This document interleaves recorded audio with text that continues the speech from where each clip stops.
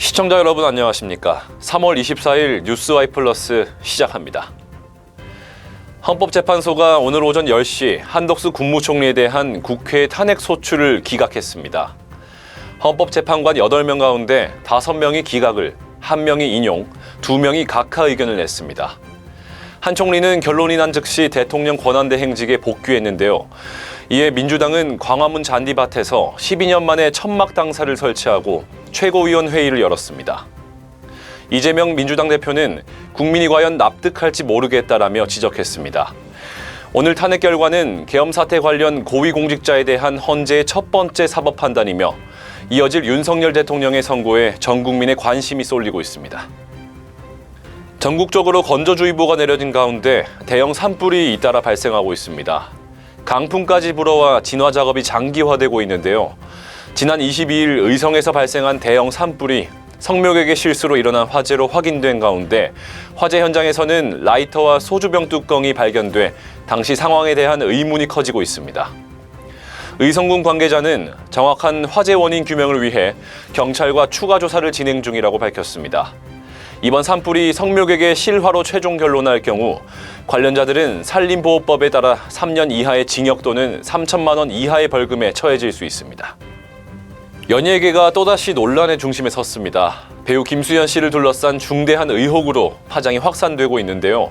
김세희 가로세로 연구소 대표가 고 김세론 씨의 생전 결혼과 임신 중절설에 반박하며 폭로전을 예고했습니다.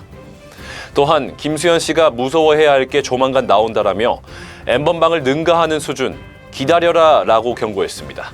이에 김수현 측은 가세현의 주장이 사실이 아님을 입증하기 위해 여러 가지 증거를 수집하고 있는 것으로 밝혀졌습니다.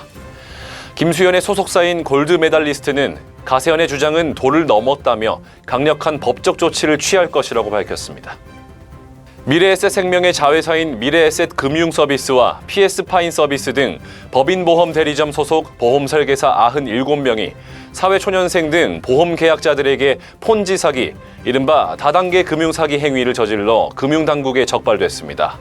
금융감독원은 고수익, 원금 보장 등을 내세우며 허가받지 않은 투자금을 모집하는 방법으로 1,406억 원의 자금을 모집하고 342억 원을 미상환한 사실을 적발했는데요. 보험 설계사들은 재무설계 상담 등 SNS 광고를 통해 사회초년생에게 접근하고 기존 보유 적금 해지 후 투자를 권유한 것으로 전해졌습니다. 2013년부터 이어온 영남일보의 인재 양성 프로그램인 희망인재 프로젝트가 어제 발대식을 통한 힘찬 출발을 알렸습니다. 올해부터는 제주도의 희망인재와 함께하며 새로운 전환점을 맞이했는데요.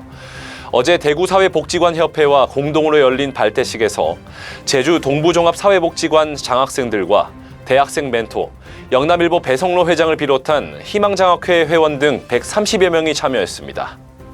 이번 프로젝트는 가족과 선순환의 가치를 강조하며 진로 컨설팅, 비전 캠프 등 다양한 활동에 집중하고 있습니다. 이것으로 오늘의 뉴스와이 플러스 모두 마칩니다. 시청해주신 여러분 고맙습니다.